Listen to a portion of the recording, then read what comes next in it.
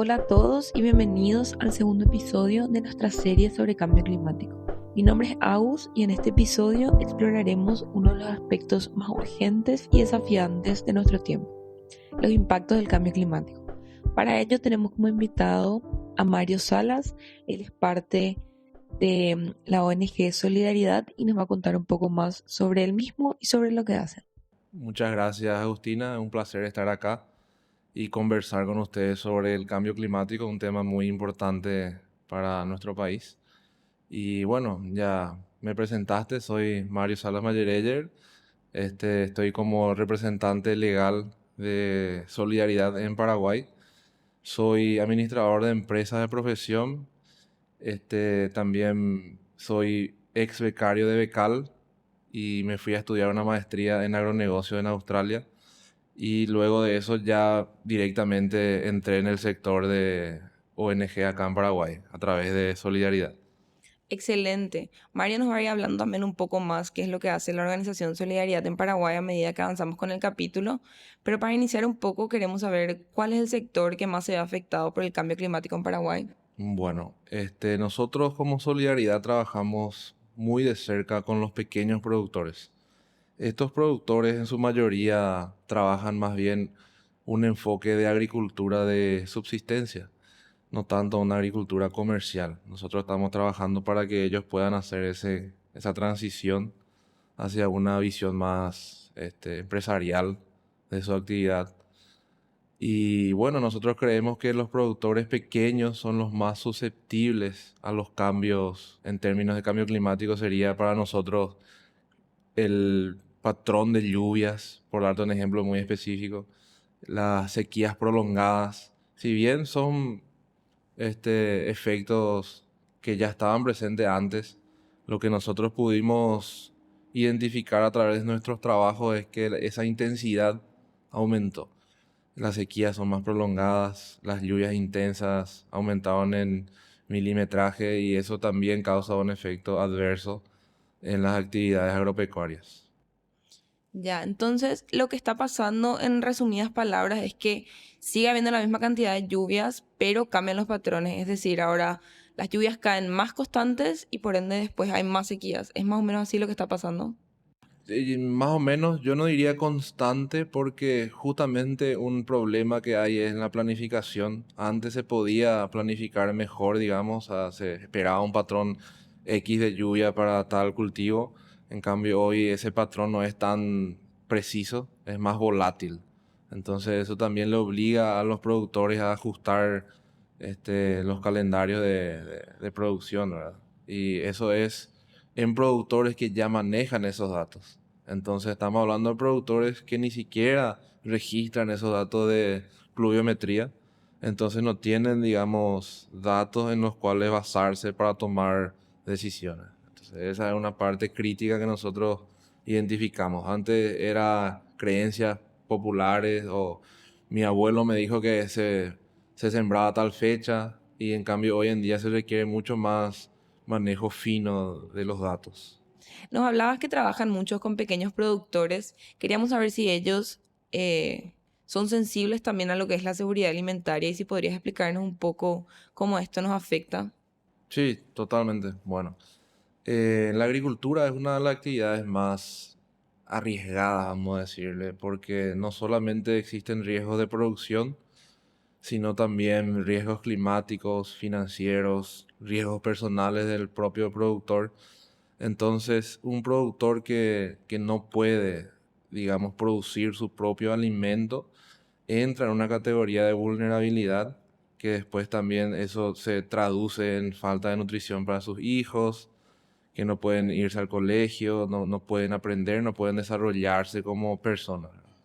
Entonces es una reacción en cadena y nosotros como Solidaridad siempre tratamos de ayudarle a los productores a poder producir sus propios alimentos, este, apoyarles en incrementar su capacidad para, digamos, de una manera enfrentar estos desafíos que se les propone, ¿no?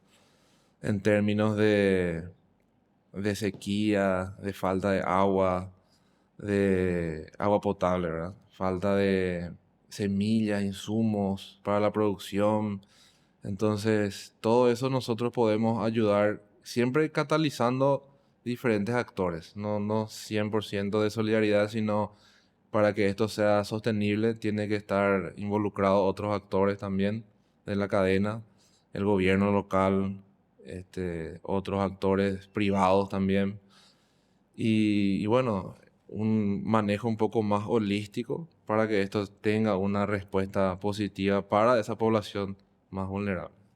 Una vez, por ejemplo, cuando estuve por el Chaco haciendo como un relevamiento de datos, algunas mujeres nos decían que a ellas les afecta directamente el tema del agua porque al no tener acceso al agua ellas no podían producir, por ejemplo, leche para sus hijos. Y nos contaban el problema hasta ahí, pero por ahí volviendo hacía un poco, pensaba, ¿y qué pasa con esto? Y ellas no pueden amamantar a sus hijos entre los 0 a más o menos 2 años, entonces imagínate esa criatura que no tiene la leche materna, que es lo más importante, ya le estamos condenando básicamente a no poder desarrollarse, a no poder cumplir una función. Entonces, ahí entendemos también un poco la importancia que tiene el agua, tanto para la producción como tal, así también como para la sociedad que está intentando producir. Entonces, ¿nos podrías contar un poco cuáles son algunos de los proyectos específicos con los que están trabajando? Sí, por supuesto.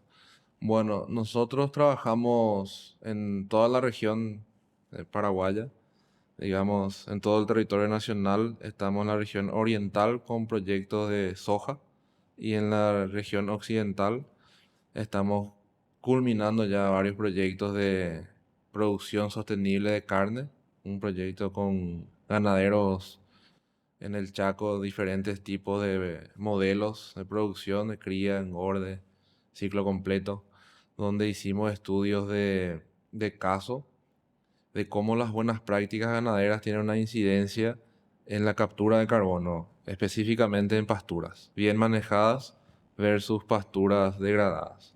Y comparando esto con el contenido orgánico del suelo en esos tres ambientes, ¿verdad? Pasturas productivas, bien manejadas, pasturas degradadas o peladares, y el monte en sí. Entonces esos datos, a través de esos estudios de caso, pudimos ver que una pastura bien manejada puede capturar mucho más carbono que una pastura mal manejada. Entonces ahí es donde se promueve la implementación de buenas prácticas. Ese es un proyecto.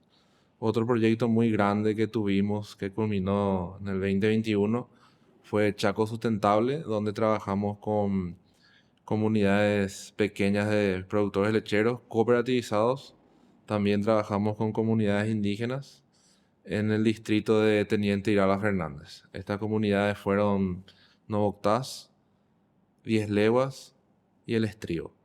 Y las comunidades lecheras fueron básicamente socios de la cooperativa Chaco Central, la cooperativa El Quebracho, Campo Acebal y Cove Pirizal. Cove Pirizal está en otro distrito, ¿verdad? En Noviland. Y básicamente el enfoque fue similar, solo que dividimos en dos líneas, adaptación y mitigación al cambio climático. Cuando hablamos de mitigación es más bien implementar de vuelta buenas prácticas para disminuir la huella de carbono de los productores de leche, ¿no? ¿Qué significa? Bueno, trabajar los cuatro pilares de producción: nutrición, manejo, sanidad y genética, porque esos son los pilares que sostienen, digamos, la producción de leche. En ese sentido, logramos que aumente la producción láctea, por ende también los ingresos del productor, y a través de un mejor manejo de pasturas y también la implementación de un esquema silopastoril, pudimos hacer, obviamente en 5 años no se puede medir, digamos, el diferencial del crecimiento de estos árboles, pero por lo menos en los primeros 5 años se puede notar una diferencia, ¿verdad? Y después se hace una estimación. Esos estudios lanzaron los resultados de que se puede disminuir la presión también en los bosques y también se puede, digamos, disminuir la huella del productor. Hablando siempre de emisiones de CO2 equivalente por, en este caso, litros de leche. Ese fue con el sector productivo, la línea de mitigación.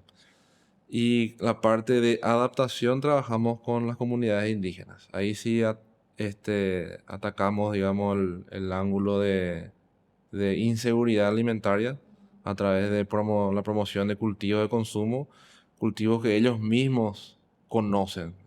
no trajimos nada nuevo, nada fuera de lo que es la cultura de la comunidad, ¿verdad? Siempre la idea es potenciar lo que ellos ya tienen. Y también trabajamos en cosecha de agua mediante tajamares en las comunidades para que ellos puedan tener acceso a agua y llevar a cabo lo que estaba mencionando, las actividades del día a día, la producción, el consumo, etcétera. Y por otro lado también trabajamos lo que es el rubro de renta para que ellos puedan tener un ingreso comunitario. En ese caso trabajamos con Sésamo y a través de una mesa de gobernanza que fue conformada en el distrito. En esa mesa pudimos unirle a los actores, que es una de las visiones de solidaridad, unir a todos los actores del paisaje, como le decimos, y que puedan trabajar en conjunto, ¿verdad? A través de esa mesa se unió un trader privado, Shirosawa, que le compraba el sésamo directamente a las comunidades indígenas, sin ningún intermediario. Entonces eso también favorece al productor porque recibe digamos, el precio directamente del comprador, ¿no? Y eso generó un aumento de ingresos en la comunidad y eso conlleva también una responsabilidad financiera. Entonces nosotros como Solidaridad también dimos capacitaciones en educación financiera para que las comunidades sepan manejar los fondos que estaban recibiendo, ¿verdad? Porque es una parte, un pilar de la sustentabilidad de la parte económica. Entonces, es así a grandes rasgos, esos fueron los proyectos más grandes que tuvimos en el Chaco.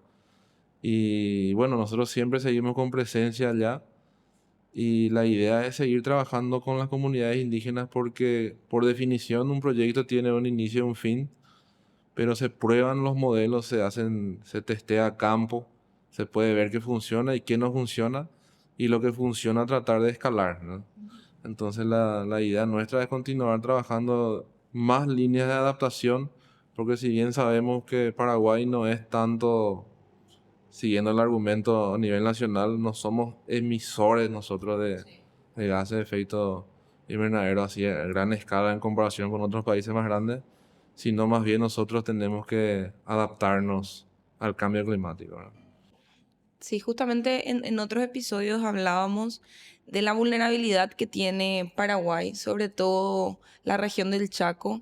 Así que es sumamente interesante lo que están haciendo, interesante y productivo también, y que es ideal que más gente se pueda enterar porque estamos creando muchos profesionales, la verdad que de la Facultad de Ciencias Agrarias quisiera decir que tenemos buena calidad de profesionales, pero se tienen que enterar que existen también estas oportunidades donde pueden incidir prácticamente directamente en estas cosas y muchas veces no se conoce.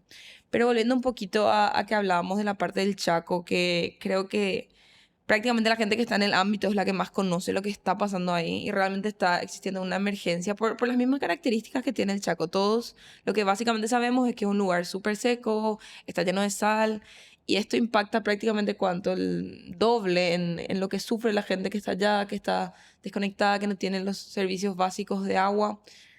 ¿Tendrías algún tipo de dato, por ejemplo, de comunidades? ¿O podrías contarnos el caso de una comunidad donde no llega el acceso al agua? ¿Qué es lo que ellos hacen? ¿Cómo ellos se manejan? Sí, ok. Tenemos una comunidad que trabajamos mucho con ellos el tema de asistencia técnica, más que nada. En la comunidad Novoctás, es una comunidad que está en el distrito nuevo de Campo Acebal y básicamente con ellos, como no tenían un acceso a agua, este, vamos a decirle, normal, se trabajó cosecha de agua a través de... existen muchos métodos para cosechar, puede ser tajamar, puede ser por los aljibes, a través de canaletas. Entonces nosotros, si bien no llegamos en este proyecto que terminó, no llegamos a hacerlo en Novoctas, la idea es poder hacerlo ahora en una expansión, digamos, de nuestro proyecto.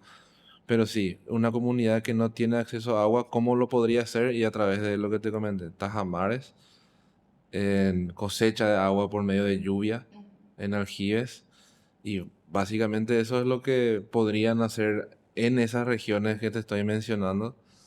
Y el acueducto sabemos que pasa por la Traschaco, pero no llega hasta esa comunidad, ¿verdad?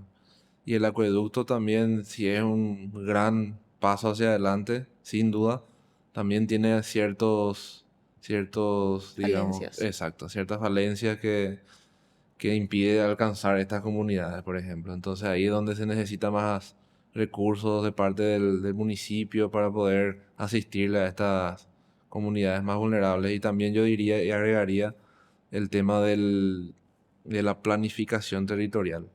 Entonces eso es muy importante para poder identificar zonas vulnerables y zonas productivas, etcétera. Entonces va a poder hacer una clasificación y tratar de evitar, digamos, que esta población pase por lo que vos estás mencionando, ¿verdad? Falta de agua, cultivos que no crecen porque están en zona baja o encuentran la sal, ¿verdad? Y entonces son situaciones que el Chaco es muy variable. Hay zonas donde vas a encontrar agua dulce y hay zonas donde no existe agua dulce, ¿verdad? Entonces cavás y ya tenés un pozo de agua salada y no te sirve, ¿verdad? Entonces nosotros en nuestra experiencia para tratar de aumentar, digamos, el acceso a agua también hicimos pozos. Hicimos como 90 pozos someros, que es básicamente cavar y una superficie, digamos, son 10 metros de profundidad. Y en la mayoría de los casos usamos capacidad técnica local, que la gente que ya conoce la zona te dice, acá antes había un pozo y funcionaba, entonces hagamos uno en tal parte. Entonces esos estudios locales son muy importantes para determinar dónde hacer el pozo, porque no puedes cavar en cualquier parte en el Chaco, no funciona así, ¿verdad? Y nada, entonces lo que sí creemos es que en todas nuestras intervenciones a la hora de buscar información, nos dimos cuenta que hay un vacío enorme en términos de investigación, estudios en el Chaco. Si bien está, como mencionaste, la Universidad Nacional de Asunción tiene su filial allá, nosotros trabajamos mucho con el profesor Antero Cabrera y él es, digamos, el ejército de un hombre allá tratando de mover todo, ¿verdad? Y y bueno, se puede, digamos, trabajar más líneas de investigación que proporcione esa información necesaria para tomar mejores decisiones a nivel de paisaje, ¿verdad? Claro. Entonces, para ir cerrando un poquito lo que es la región del Chaco e ir recapitulando, estábamos hablando, y cualquier cosa si digo algo mal me interrumpís, por favor, que el Chaco, si bien ya es un paisaje sumamente vulnerable, el calentamiento global, que también asociamos con el cambio climático, hoy en día está afectando en lo que son los patrones. Hay temporadas muy, muy largas de sequía y luego de eso caen lluvias muy intensas que otra vez perjudican porque, por ejemplo, sé que cortan caminos, destruyen hogares y un montón de cosas, inclusive cultivos, si cae mucha agua, Claro. evidentemente no se puede cultivar de forma correcta. Y nos contás que se están haciendo varios proyectos tanto de mitigación, que es reducir la cantidad de gases de efecto invernadero, como de adaptación, que es ir adaptando también a todos estos fenómenos que estamos viviendo. Nos contaste que trabaja mucho con las comunidades indígenas, también, sobre todo en la parte de producción, pero que la mayor barrera que tienen hoy en día es el tema de la generación de datos, porque se necesita una línea bastante extensa para poder calcular y adecuarse a eso. ¿Es correcto eso? Es totalmente correcto. Nosotros por eso tenemos un convenio con la Universidad Nacional en donde la idea es poder generar más información también, como una línea de trabajo de solidaridad con el partner, en este caso la Facultad de Ciencias Agrarias. Entonces, nosotros creemos que la evidencia, digamos, es la base fundamental para que la gente también pueda creer. Si la información viene de un ente, digamos, gubernamental, es mucho mejor que venga de un ente privado. Si yo como solidaridad lanzo algo, este, la credibilidad mía es menor, digamos, a un grupo de investigadores de la universidad, ¿verdad? Entonces, que no tienen, digamos, un perfil de ONG, sino es la fuente de conocimiento de nuestro país, la universidad. Yo creo que establecer estos eslabones es importante para poder ir construyendo, digamos, nuestro,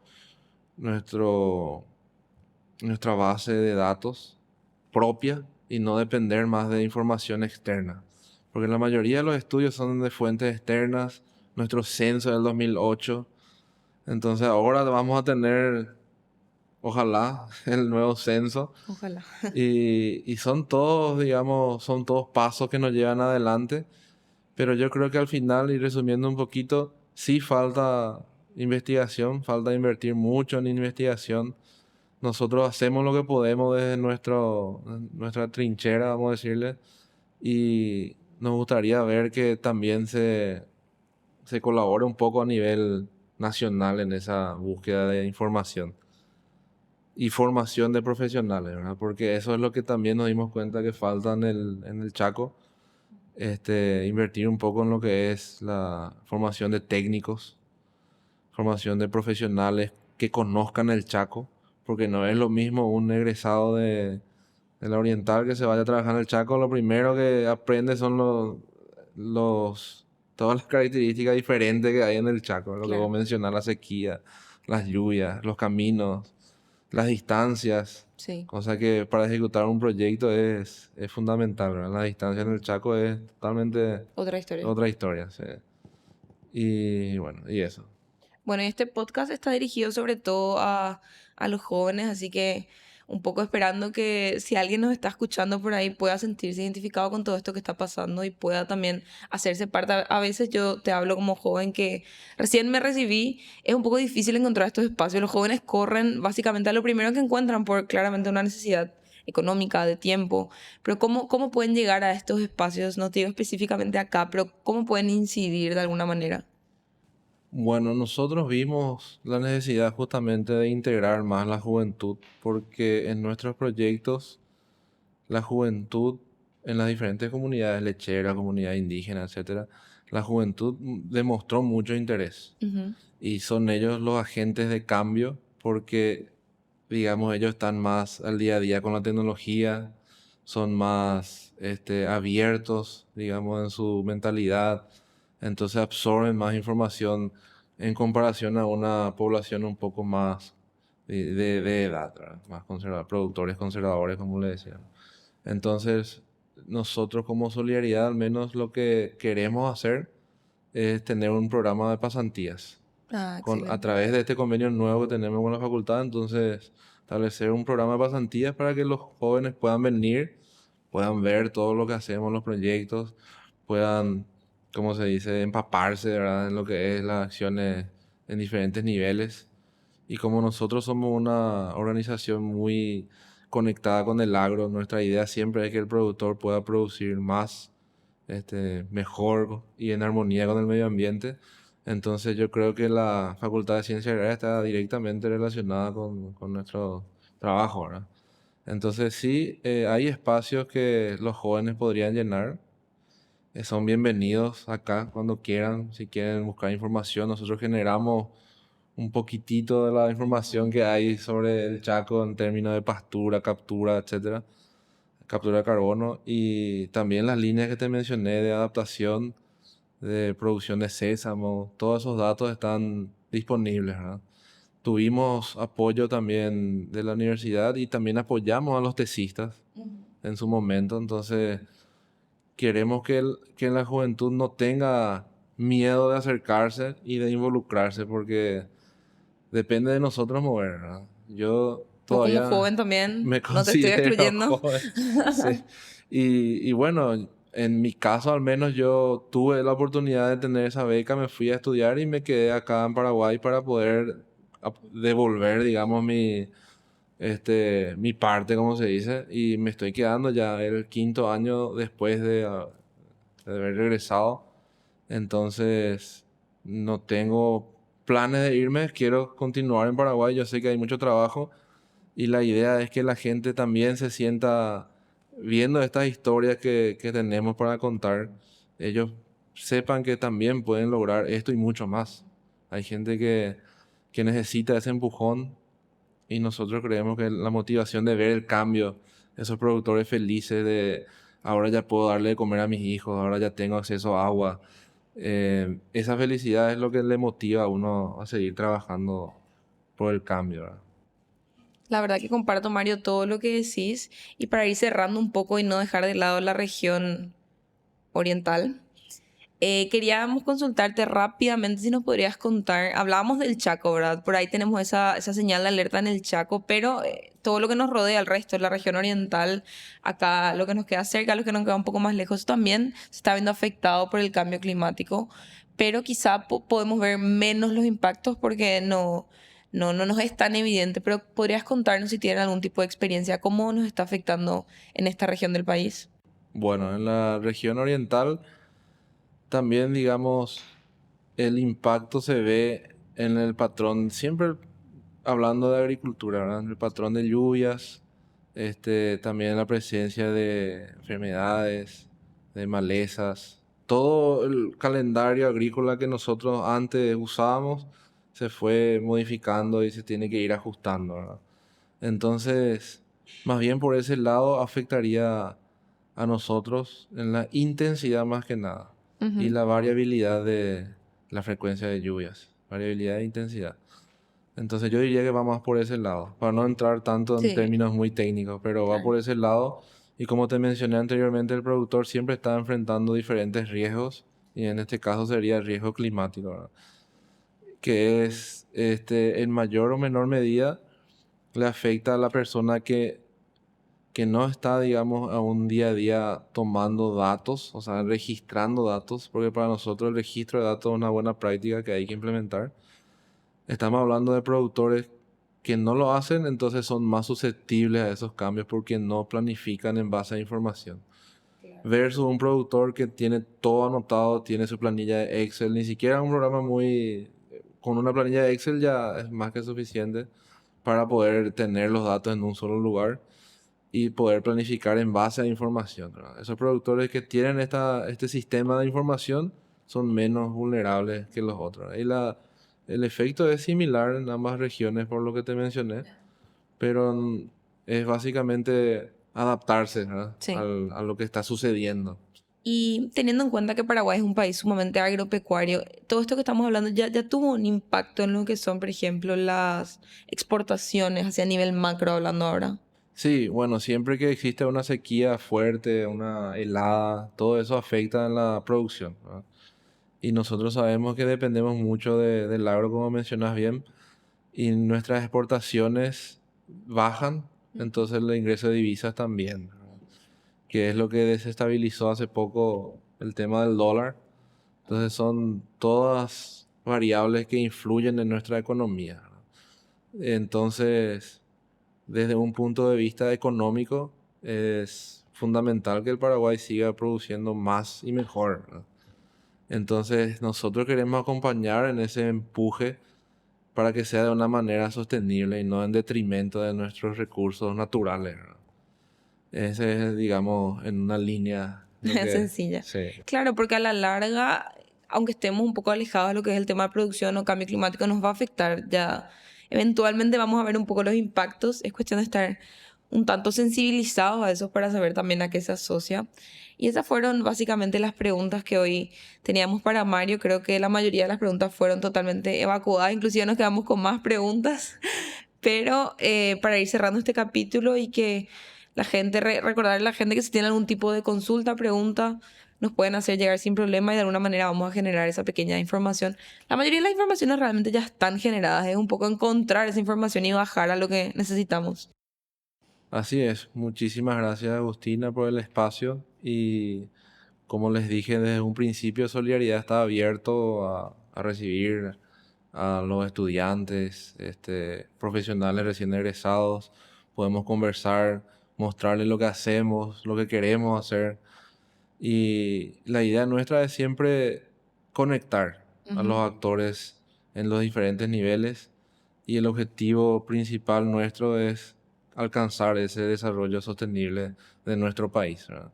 Y yo creo que cada uno si aporta su parte, si da su granito de arena, yo creo que lo vamos a conseguir. Yo también creo eso. Así que muchísimas gracias, Mario. Y hoy nos despedimos de vos. Agradeciéndote de nuevo a vos, a Solidaridad y resaltando también todo el trabajo que están haciendo por el país. Muchas gracias.